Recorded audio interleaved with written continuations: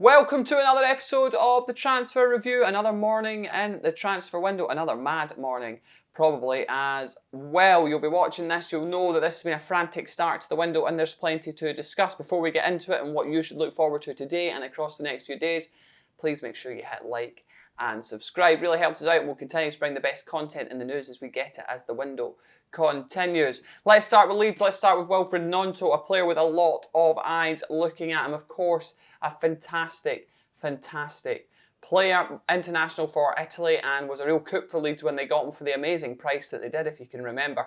Absolutely incredible bargain. Aston Villa and Everton both very keen on his signature, but they are not alone. There's a number of Premier League clubs and clubs around Europe keen to bring in the fantastic young player. Not a surprise, Leeds have got a good amount on him that they can get for this as well. Decent deal for them, and we do expect more movement for him in the coming weeks. So keep your eyes out on Wilfried Gnonto. Certainly one that can move forward and move fast because things are starting to heat up in his camp. So keep an eye out for that across. I'll try and get information out as I get it, as I'm sure many journalists will be on Gnonto. A much wanted and talked about player at Chelsea. They are going to move on the striker hunt. The official bid for Moises Caicedo we know is sitting in that bank account at Chelsea ready to go. They're going to go for the 70 plus £10 million. They still think they can get a deal around 80.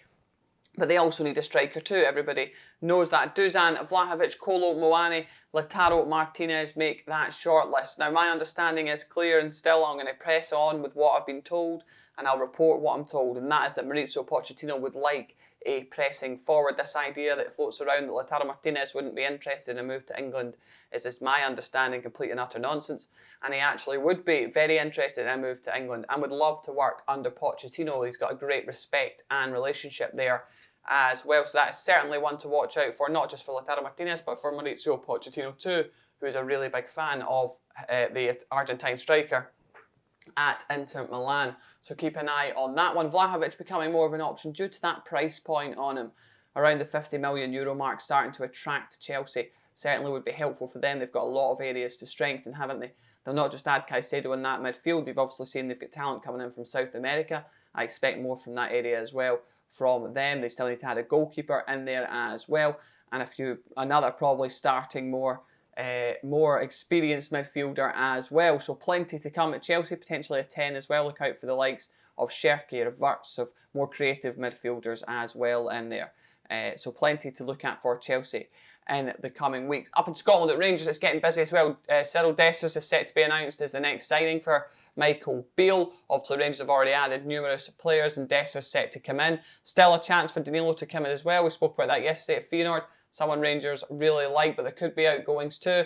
As I reported yesterday, there is a chance for Scott Wright to head across to Saudi Arabia, and many of you have come for me in the comments, and that is absolutely fine. I do not mind that at all. We'll wait and see what happens on this. But my understanding is the same group of representatives who organised and worked on the Jota deal to Saudi Arabia, which, by the way, my understanding hits near the £26 million mark, so that is over and above the record that was once held by Kieran Tierney's move to Arsenal, are also working with Scott Wright, and there is a lot of interest in him at Al Ettifaq, who of course are Steven Gerrard's new side, and that all makes for a certain reunion, doesn't it, between Gerrard and Wright. And like I said, people are coming for me on Twitter and all that with this and that. I'm absolutely fine. I'll report what I believe and what I know and what I'm told, and I'm very happy with that. So keep an eye out for that. Indeed, James Tavernier also been quoted as wanted by a few places. I'll state this, he's just signed a long-term deal with Rangers not long ago. I think it would take an absolutely massive bid to get the club captain out of Ibrox. Now, of course, if someone did come with that said massive bid, then it certainly would be one that would test Rangers, because they would like to add, right? They've got a few players that still to come in. Like Michael Beale said, he's expecting at least four more quality players to come into that club. So there you go, that would certainly help the coffers. Is that time for James Tavernier to move on, getting near that 30 mark now?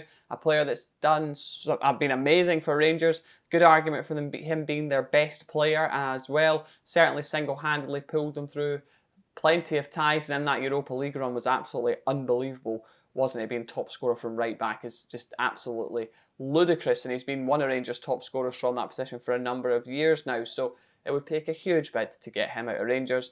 Nothing on that at this point in time pressing, but she'll wait and see what happens in the weeks ahead, because Saudi is not a joke.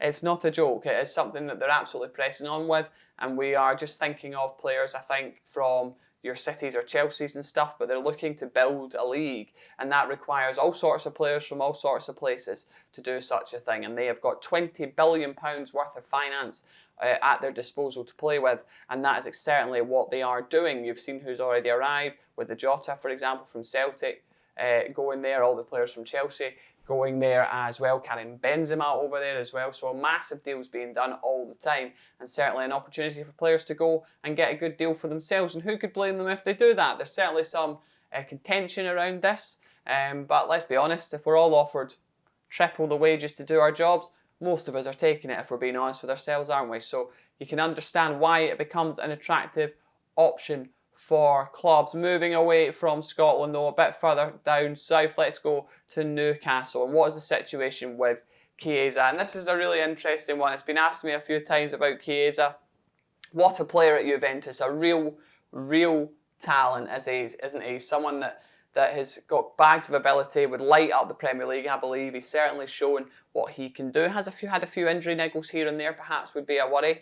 Big fee to get him out of Juventus, but would be keen to move to the English Premier League. This idea again has been floated that he wouldn't want to leave. Well, again, my understanding on that is that's incorrect, and in fact he would be keen to play in the English Premier League. Could Newcastle do something here? Well, we know they've had a strong contingent in Italy now throughout this transfer window. They obviously ended up with Tonali at the club, which is a huge coup for Newcastle United. Certainly a player that might help bring out the best in Bruno Guimaraes, for example, and others around him as well. And they've still got to add one more in there. They obviously lost Maddison to Spurs, who was a long-term target. They moved away from him.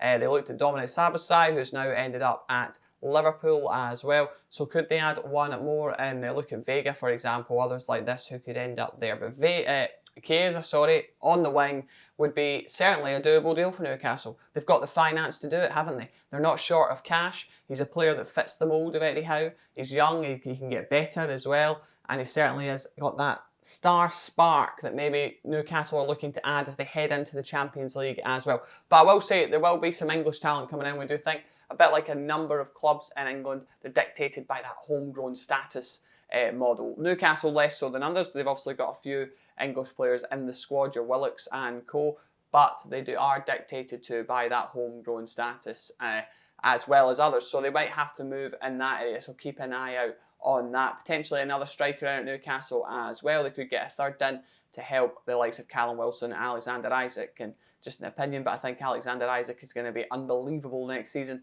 if he continues what he did at the end of last season as well.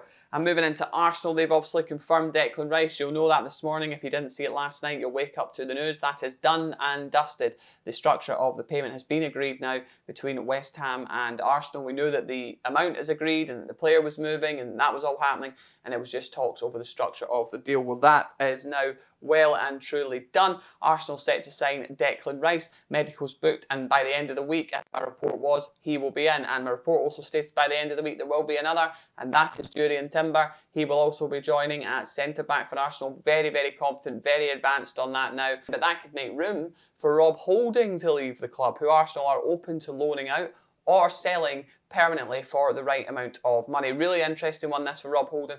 My understanding is Premier League would be key. If he can stay in and around the Premier League, I think that would be his preference at this time. But of course, you've seen Celtic linked to Rob Holding and others as well. Maybe some question marks over that move, but Celtic, obviously a huge club, Champions League football as well. Would that be attractive to him? And of course, Brendan Rodgers is there. Can he convince someone like Rob Holding to come to Celtic? Because they've got money to spend, Celtic. They'll have plenty of money to spend in this window. Certainly not cash strapped at all. And someone like Rob Holding could be someone that they go for if he becomes available for that loan option, perhaps. Just on Arsenal, another one to watch here is Kieran Tierney. My understanding, by the end of the week, we could have a real understanding of where his future lies. Obviously been a key target for Newcastle. They've looked at him for a long time. Would be key to strengthen in that area at left back. But also Manchester City have had a look too. But look out for Kieran Tierney, because by the end of this week he will return.